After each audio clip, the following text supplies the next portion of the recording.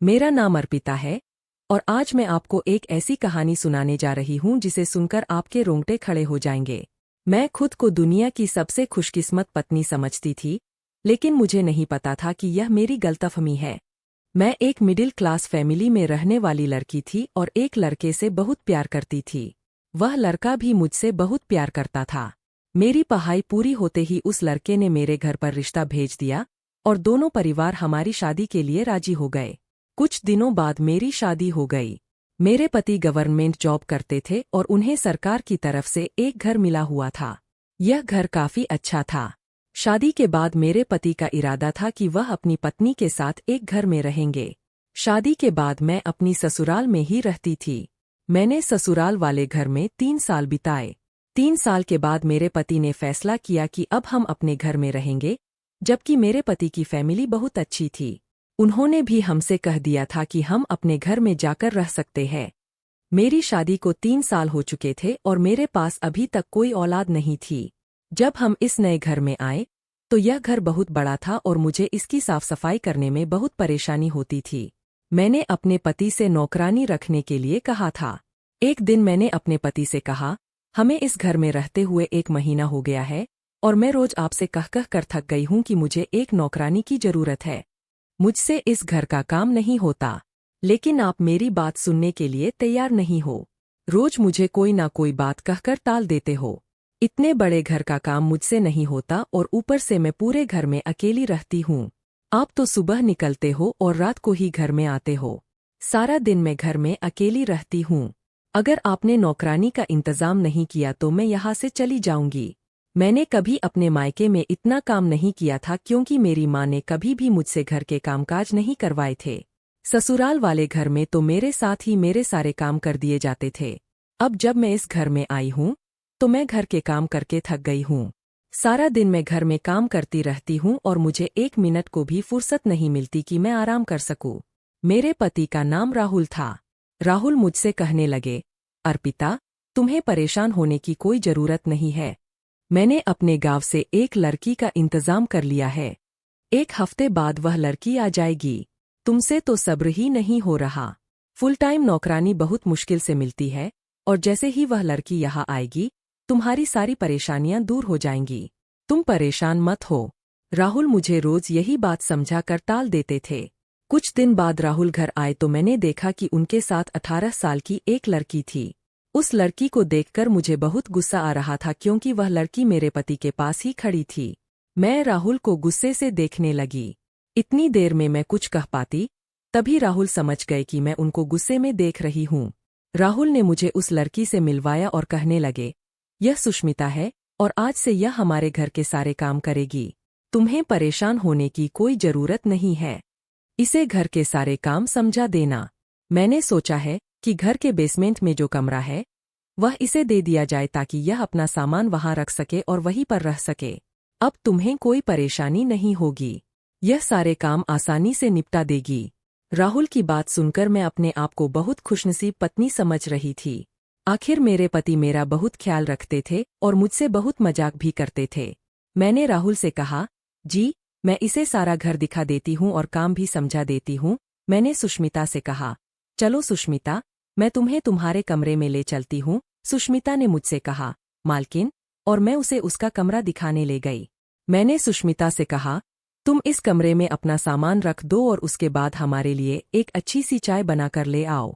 इसके बाद मैं अपने कमरे में गई और राहुल से कहा, राहुल, आज मैं बहुत खुश हूँ और अपने आप को बहुत हल्का महसूस कर रही हूँ।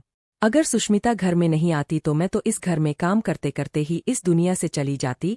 मेरी यह बात सुनकर राहुल हंसने लगे और कहने लगे, अच्छी बात है ना, तुम्हारे इस दुनिया से जाते ही मुझे दूसरी शादी करने का मौका मिल जाएगा। वैसे भी तुम्हारे जीते जी तो यह सब कुछ नामुमकिन है। दूसरी शादी के बारे में सोचकर ही मेरा दिल नाचने लगता है। राहुल की बातें सुनकर मुझे उन पर बहुत गुस्सा आया। मेरे गुस्से भरी निगाह देखते ही राहुल खामोश हो गए। मैंने राहुल से कहा, मर्द होते ही बेवफा है। पहली पत्नी के मरने का इंतजार करते हैं। चाहे उनकी पत्नी उनके लिए कुछ भी कर ले, लेकिन उनके दिल में तो हमेशा दूसरी शादी करने की चाहत जागती रहती है। मर्दों को इज्जत रास नहीं आती। मैंने राहुल को अच्छी खासी बातें सुना दी थीं क्योंकि यह पहली बार नहीं था। राहुल ऐसे ही मुझे छेड़छाड़ करके मजाक करते रहते थे। राहुल को आदत थी मुझे छेड़ने की और मुझे चिढ़ाने की। उन्हें बहुत अच्छा लगता था जब उनकी ऐसी बेतुकी बातों पर गुस्सा करती थी। राहुल ने मुझसे कहा, तुम तो बेवजह ही गुस्सा करती हो। तुम जानती हो कि घर में तुम्हारे अलावा मेरे पास कोई नहीं है जिससे मैं मजाक कर सकूं। और शायद तुम यह नहीं जानती कि मैं तुमसे कितनी मोहब्बत करता हूँ। तुम्हारे अलावा किसी की तरफ नजर उठाकर भी नहीं देख सकता। फिर भी तुम इस तरह की बातें कर रही हो। मर्द बेवफा नहीं होते, बल्कि औरतें शक करके उन्हें बेवफा बना देती है। असल में तो दूसरी शादी के पीछे पहली पत्नी का ही हाथ होता है। राहुल की बातें सुनकर मैं राहुल को घूरने लगी। तभी राहुल हंसने लगे और कहने लगे, अच्छा पागल, मैं तुमसे बहुत प्यार करता हूँ। ऐसी बातें मत किया करो और मुझसे गुस्सा मत हुआ करो। तुम गुस्से में और भी ज्यादा खतरनाक लगती हो। उनकी बात सुनकर मेरी भी हंसी निकल गई। हम दोनों एक दूसरे के साथ बहुत खुश थे। मेरे पति राहुल मुझसे कहने लगे, आज हम बातों से ही पेट भरेंगे। मुझे बहुत तेज भूख लगी है। कुछ खाने का इंतजाम तो करो। मैंने कहा, ओहो राहुल, मैंने तो आज खाना बनाया ही नहीं। भूख से मेरा बुरा हाल हो रहा है और तुम्हें झगड़ने के अलावा कोई दूसरा काम ही नहीं। आज तो सिर्फ बातों से ही मेरा पेट भरवाओगे। अभी राहुल की बात पूरी नहीं हुई थी कि इतने में दरवाजे पर सुष्मिता ने दस्तक दी और कहने लगी, मालकिन, खाना तैयार हो गया है। हम दोनों हैरानी से सुष्मिता की तरफ हंसते हुए देखने लगे। अपनी लड़ाई में हम दोनों यह भूल ही गए थे कि हमने तो नौकरानी भी रख ली है। सुष्मिता हमें हंसते हुए देखकर हमारी तरफ हैरानी से देखने लगी। मैंने सुष्मिता से कहा, तुम जाओ, टेबल सेट करो और हम आते हैं। मुझे देखकर सुष्मिता ने सर हिलाया और वहां से चली गई। मैंने राहुल से कहा, राहुल, हमें इस लड़की को अपने घर पर नहीं रखना चाहिए था। आखिर इस जवान लड़की की वजह से हमारे ऊपर कोई प्रॉब्लम ना आ जाए। ऐसे किसी पराई लड़की को अपने घर में रखना कहीं मुश्किल ना बन जाए। इसको यहाँ लाने से पहले आप एक बार मुझसे भी तो पूछ सकते थे। अगर आप मुझसे पूछ लेते तो मैं कभी भी जवान लड़की को यहाँ रखने की इजाजत नहीं देती। मेरी बात सुनकर राहुल हैरानी से मेरी तरफ देखने लगे और कहने लगे, मुझे तो लगता है कि तुम अकेले घर में रह रहकर पागल हो गई हो। पहले तो तुम रोज मेरा दिमाग खराब करती थी कि नौकरानी की जरूरत है, और अब जब नौकरानी आ गई है तो तुम्हें दर्द हो रहा है। टेंशन मत लो, वह बेचारे गरीब परिवार से है, तुम्हारे सारे काम करेगी। वैसे भी वह मेरे दोस्त के गांव की है। वह इस लड़की को बहुत अच्छे से जानता है। टेंशन मत लो, कुछ नहीं होगा, बेफिक्र रहो, मैं हूं ना। और वैसे भी वह लड़की शादीशुदा है। उसका परिवार गांव में रहता है और उन्हें पैसों की जरूरत है, इसलिए वह यहाँ काम करने आई है। उसके परिवार की जिम्मेदारी मेरे दोस्त ने ली है, तभी मैंने उसे यहाँ लाया है। और यह सोचो कि आज तुम्हें बैठे बिठाए खाना मिल गया है। अगर तुम्हें फिर भी इस लड़की पर कोई शक या एतराज है तो मैं इसे वापस भेज देता हूँ। लेकिन फिर मुझसे यह मत कहना कि तुम्हें नौकरानी चाहिए। मेरी बहुत सारी और भी जिम्मेदारियां हैं। रोज रोज तुम्हारी फरमाइशें पूरी नहीं कर सकता। मैंने राहुल से कहा, ठीक है राहुल, बस अब बहुत हो गया। मैं इस लड़की को 2-3 दिन देख लेती हूँ और उसकी आदतें समझ लेती हूँ। अगर सब ठीक रहा तो उसे रख लूंगी। अब चलो खाना खा लेते हैं, नहीं तो ठंडा हो जाएगा। हम दोनों नीचे आ गए और देखा कि टेबल बहुत अच्छे से सजी हुई थी। खाना देखकर ऐसा लग रहा था जैसे हम किसी होटल में हैं। राहुल ने उस लड़की की बहुत तारीफ की। उसने कई तरह के डिशेस बनाए थे और खाना बहुत टेस्टी था। राहुल ने कहा, ऐसा खाना तो मैंने सिर्फ होटल में ही खाया है। तुमने एक ही समय में इतनी सारी डिशेस बनाई है। तुम तो बहुत टैलेंटेड हो। पहले ही दिन तुमने इतना अच्छा खाना बनाया है, और सबसे अच्छी बात यह है कि तुमने मुझे बिल्कुल भी तंग नहीं किया। सुष्मिता बहुत समझदार लड़की निकली। उसने पहले ही दिन हमारा दिल जीत लिया। उसने मेरे कहने पर सब कुछ संभाल लिया था। राहुल कहने लगे, तुमने तो कमाल ही कर दिया। मैंने भी सुष्मिता की तारीफ की और कहा, तुम बहुत समझदार हो, खाना बहुत टेस्टी बना है। पहले ही दिन तुमने मेरा दिल जीत लिया। सुष्मिता बहुत सुंदर थी, देखने में बहुत अच्छी लगती थी। उसने काले रंग की चूड़ियां और नाक में नथनी पहनी हुई थी। ब्लैक कलर का सूट पहनकर वह गोरी सी लड़की और भी सुंदर लग रही थी। वह देखने में कहीं से भी गांव की नहीं लगती थी। मैं सुष्मिता को देखकर काफी इम्प्रेस हुई थी। कुछ दिनों बाद ही सुष्मिता की तबीयत खराब रहने लगी। एक दिन उसने मुझसे कहा कि उसे डॉक्टर के पास जाना है। वह अकेली ही डॉक्टर के पास गई और जब वापस आई तो मैंने पूछा कि क्या हुआ। उसने कुछ नहीं बताया, लेकिन बाद में पता चला कि वह मां बनने वाली है। यह बात उसने मुझसे छुपाई थी। जब मैंने उससे पूछा तो उसने बताया कि जब से वह यहाँ आई थी तभी से वह मां बनने वाली थी। मैंने उससे कहा, फिर तुम्हारे पति ने तुम्हें इतनी दूर काम करने क्यों भेज दिया? तुम्हें यहाँ पर नहीं आना चाहिए था। इस समय तो तुम्हें सबसे ज्यादा अपने पति की जरूरत है। सुष्मिता ने कहा, मालकिन, गरीब लोग ऐसी बातें नहीं सोचते, और वैसे भी हम गांव के लोग बहुत मजबूत होते हैं।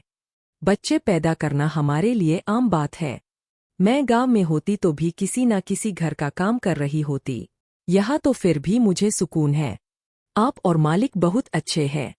मुझे यहाँ किसी की बातें नहीं सुननी पड़ती और तनख्वाह भी अच्छी मिलती है।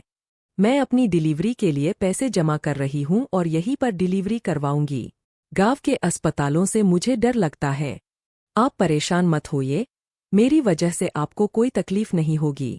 मैं आखिर तक अपने काम वैसे ही करती रहूंगी जैसे अभी कर रही हूँ।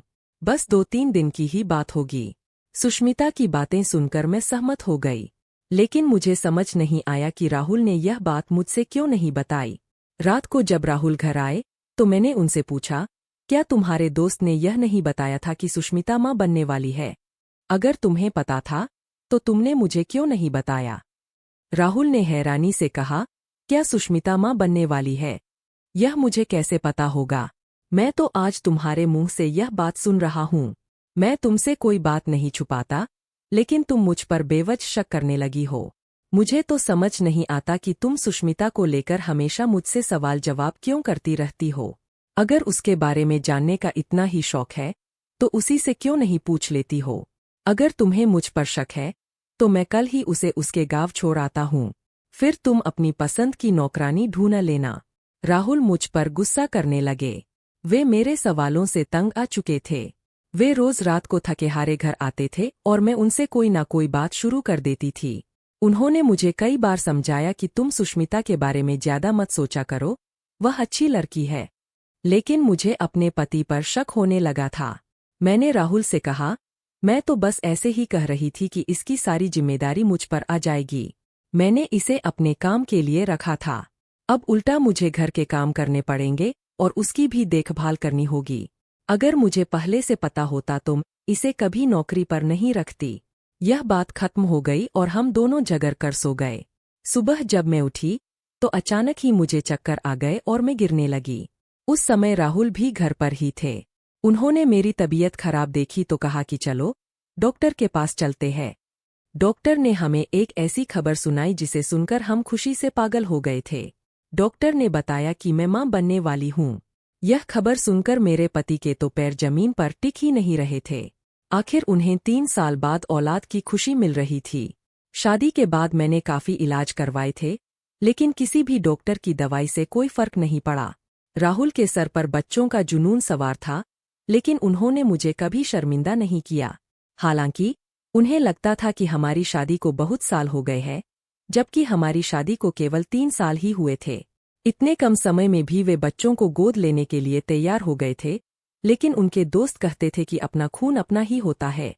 इसी बात पर वे अपने ही खून का इंतजार कर रहे थे। अब जब उन्हें यह खुशी मिली तो वे अपनी खुशी को शब्दों में बयां नहीं कर पा रहे थे। राहुल ने पूरे अस्पताल में मिठाइयां बांट दीं। जब राहुल घर आए तो उन्होंने सुष्मिता को भी यह खबर सुनाई और उसे कहा कि अब उसे मेरी बहुत देखभाल करनी है। राहुल मुझसे कहने लगे, देखो, तुम यहाँ बैठो और बेड से नीचे कदम भी मत रखना। मैं सुष्मिता को भी कहकर आता हूँ कि वह तुम्हारा ख्याल रखे। तुम्हें किसी भी चीज की कमी नहीं होनी चाहिए। राहुल की इतनी देखभाल देखकर मेरी आंखों में आंसू आ गए। वे मुझसे बहुत मोहब्बत करते थे। मैं खुद को बहुत खुशकिस्मत समझ रही थी कि मुझे इतना प्यार करने वाला पति मिला। ऐसा लग रहा था जैसे जिंदगी की सारी खुशियां मेरे कदमों में आकर गिर गई है। अब मैं दुनिया की दूसरी बातों को भूलकर अपने आने वाले नए मेहमान की तैयारी करना चाहती थी। लेकिन जब से सुष्मिता ने इस खुशखबरी के बारे में सुना था, उसका मूड ऑफ रहता था। वह कहीं खोई हुई रहती थी। मुझे लगा कि शायद वह मेरे पति को मेरा ख्याल रखते देख सोचती होगी कि काश उसका पति भी उसका ख्याल रखता। मेरे पति मेरा बहुत ख्याल रखते थे।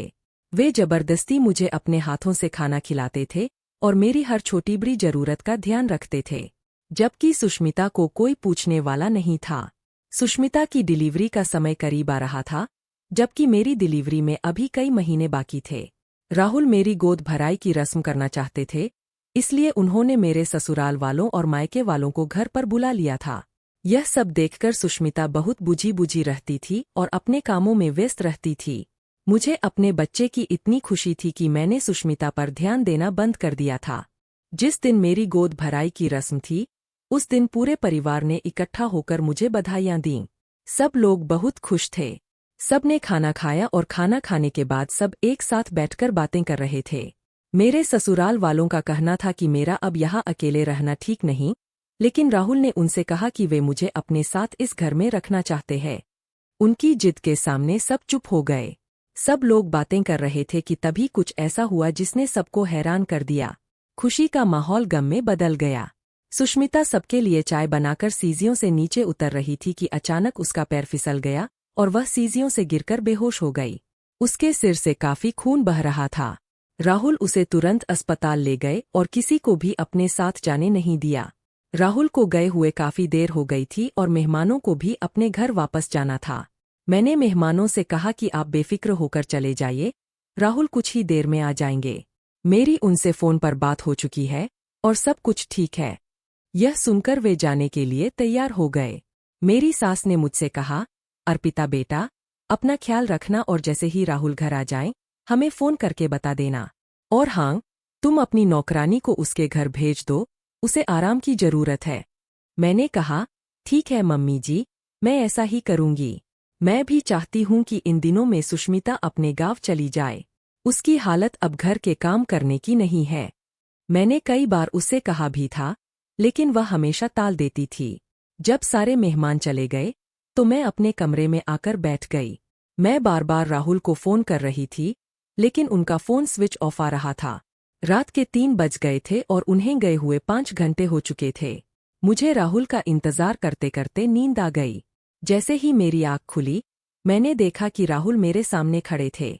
मैंने उनसे पूछा, क्या हुआ, तुमने इतनी देर क्यों लगा दी घर आने में? सुष्मिता कहाँ है? वह ठीक तो है ना? राहुल ने मेरा हाथ पकड़कर अपने सीने से लगा लिया और कहने लगे, शांत रहो अर्पिता, सुष्मिता अब इस दुनिया में नहीं रही। यह सुनकर मैं चौंक गई और कहा, यह तुम कैसा मजाक कर रहे हो? राहुल ने कहा, मैं मजाक नहीं कर रहा, मैं सच कह रहा हूँ। सुष्मिता अब नहीं रही। मैंने पूछा, सुष्मिता कैसे मर सकती है? उसका बच्चा कहाँ है? राहुल ने बताया, उसका बच्चा पेट में ही मर गया था और उसके सिर पर गहरी चोट लगी थी, जिसकी वजह से उसकी मौके पर ही मौत हो गई। मैं अभी उसका अंतिम संस्कार करके आया हूँ। अगर पुलिस को खबर लग जाती तो मेरी नौकरी खतरे में पड़ सकती थी और मेरी सारी जिंदगी अदालतों के चक्कर लगाते हुए बीत जाती। यह सुनकर मैं और भी परेशान हो गई। मैंने राहुल से पूछा, अगर उसके घरवाले हमारे घर आ गए तो हम क्या करेंगे? उन्हें क्या जवाब देंगे? राहुल ने मुझे तसल्ली दी और कहने लगे कि फिक्र मत करो, सब कुछ ठीक हो जाएगा। मैं सब कुछ संभाल लूंगा। बस तुम किसी से भी सुष्मिता के बारे में नहीं कहोगी। मैंने कहा, ठीक है, मैं उसके बारे में किसी को कुछ नहीं बताऊंगी। सुष्मिता की मौत पर मैं बहुत ज्यादा सोच में थी और दिन रात रोती रहती थी।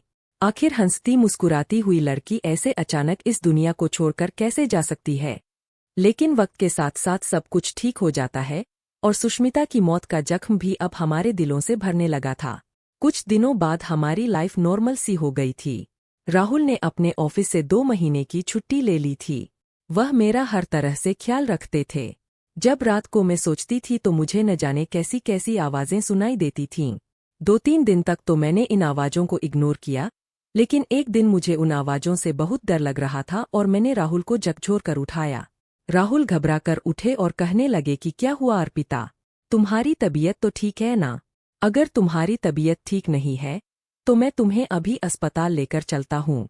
मैंने परेशान होते हुए कहा, राहुल, मेरी तबीयत खराब नहीं है, बल्कि मुझे किसी बच्चे के रोने की आवाज आ रही है। रोज मुझे ऐसी आवाजें सुनाई देती है, और मैं इन आवाज़ों से डर जाती हूँ। लेकिन मैंने आपको नहीं बताया। आज मुझे इस आवाज़ से नींद नहीं आ रही। ऐसा लग रहा है वह बच्चा जैसे हमारी बहुत करीब है और रो रहा है। मैंने राहुल से कहा, चलो हम बाहर चलकर देख आते हैं। ऐसा लग रहा है जैसे कोई मुसीबत में है और हमें पुकार रहा है। मेरी बात सुनकर राहुल बहुत परेशान हो गए थे और मुझसे कहने लगे, तुम किस तरह की बातें कर रही हो? मुझे तो किसी भी बच्चे की रोने की आवाज़ नहीं आ रही। यह सिर्फ तुम्हारा वहम होगा और कुछ नहीं। इसलिए इन सब बातों को छोड़ो और आराम से सो जाओ। वैसे भी तुम्हें आराम की ज़्यादा ज़रूरत है। अगर फिर भी तुम्हें तसल्ली नहीं हो रही है तो मैं अकेला बाहर जाकर देख आता हूँ। लेकिन तुम मेरे साथ नहीं आओगी क्योंकि कोई रिस्क नहीं ले सकता। राहुल की बात सुनकर लेट गई और राहुल कमरे से बाहर चले गए। कुछ देर बाद जब वह वापस आए तो मैंने बेचैनी से राहुल से पूछा, राहुल, बाहर कौन था? तो उन्होंने मुझे जवाब दिया, मैंने तुमसे कहा था ना, बाहर कोई नहीं है। यह सब तुम्हारा वहम है। शायद तुमने कोई सपना देखा होगा। इसलिए अब तुम कोई बहस मत करना और सो जाओ। अब इस बारे में हम कल सुबह बात करेंगे। यह कहकर राहुल लेट गए और अपनी आंखों पर बाजू रखकर सो गए। लेकिन मैं लगातार उन आवाज़ों के बारे में सोच रही थी। ऐसी आवाज़ें मुझे पहली बार नहीं आई थीं, बल्कि 3 दिन से लगातार मुझे यह आवाज़ें आ रही थीं और कई दिनों तक मुझे ये आवाज़ें सुनाई देती रहीं। मैंने हर बार राहुल को बताने की कोशिश की कि कोई बच्चा रोता है, लेकिन हर बार उन्होंने मेरा वहम कहकर मुझे डाल दिया और मैं भी सोच लेती थी कि हो सकता है यह मेरा वहम ही हो, क्योंकि अगर बाकी बच्चे के रोने की आवाज़ होती तो जरूर राहुल को भी सुनाई देती और यह सोचकर मैं भी तसल्ली से सो जाया करती थी। जब कई दिन ऐसे ही गुजर गए तो मुझे ऐसा लगने लगा कि मुझसे जरूर कुछ छुपा रहे हैं। मुझे रोज रात की शांति में बच्चे की रोने की आवाज़ आती थी। यह मेरा वहम नहीं था, बल्कि इसके पीछे कोई बड़ा राज जरूर छुपा हुआ था और मैंने सोच लिया था कि जब तक इस राज से पर्दा नहीं उठा लूंगी तब तक मैं सुकून से नहीं बैठूंगी। कुछ तो ऐसा जरूर हो रहा था जो मुझसे छुपाया जा रहा था। मुझे लगता था कि हो सकता है कि राहुल ने सुष्मिता को मारा हो और उसका बच्चा यही कहीं आसपास हो या फिर किसी मुसीबत में हो। मुझे उस मासूम बच्चे के लिए जरूर कुछ न कुछ करना था। यह सब सोचते ही मैंने पुलिस को फ़ोन किया और पुलिस इंस्पेक्टर को इस बारे में सब कुछ बता दिया। मैंने पुलिस से कहा कि मैं चाहती हूं कि आप मेरे घर की तलाशी लें या फिर मेरे घर पर निगरानी रखें। मुझे रात को ऐसी आवाज़ें आती है। यह आवाज़ें मेरे घर से ही आती है या फिर मेरे किसी आसपास के पड़ोस के घर से। और मैंने पुलिस से कहा, सुष्मिता हमारे घर के बेसमेंट में ही रहती थी। आप उसके कमरे की भी तलाशी लेना, आपको जरूर वहां से कुछ न कुछ मिल जाएगा। पुलिस इंस्पेक्टर ने मेरी रिपोर्ट दर्ज कर ली और कहने लगे, ठीक है मैडम, आप फिक्र न करें, हम आपके साथ हैं। आपके पति को इस बारे में कुछ नहीं पता चलेगा और रात को हम आपके घर की तलाशी लेने जरूर आएंगे। 2 दिन तक तो पुलिस ने मेरे घर के बाहर और आस पड़ोस के घरों की छानबीन की। पुलिस वालों का कहना था कि मैडम, आप हमें गुमराह कर रही है, हमें तो ऐसी कोई आवाज़ नहीं आती। मैंने कहा, सर, ऐसा भी तो हो सकता है कि शायद हमारे घर के बेसमेंट में ही सुष्मिता का बच्चा हो, क्योंकि जब से सुष्मिता गई है वो रूम तो लॉक रहता है और उसकी चाबी मेरे पति के पास होती है। अगर मैं अपने पति से ज्यादा सवाल जवाब करूंगी तो वो मुझे गलत समझेंगे, इसलिए यह केस आप अपने हिसाब से हैंडल कर लीजिए। फिर रात को जब पुलिस हमारे घर आई और उन्होंने राहुल से कहा कि हमें आपके घर की तलाशी लेनी है। राहुल उनसे कहने लगे, क्या आपको क्यों हमारे घर की तलाशी लेनी है? आखिर हमारे घर में ऐसा क्या है? पुलिस वालों ने कहा कि हमने आपके आसपास के घरों की भी तलाशी ली है। अब यहाँ सिर्फ आपका ही घर बचा है। अब हम आपके घर की तलाशी लेना चाहते हैं। सबसे पहले पुलिस ने बेसमेंट में जाने को कहा। जब पुलिस बेसमेंट में गई तो उन्होंने देखा कि रूम में ताला लगा हुआ था। उन्होंने राहुल से कहा, राहुल जी, हमें इस कमरे की चाबी चाहिए, हम इस कमरे को खोलकर देखना चाहते हैं। इंस्पेक्टर की चाबी मांगने पर राहुल के चेहरे का रंग उड़ गया था और वह परेशान लग रहे थे।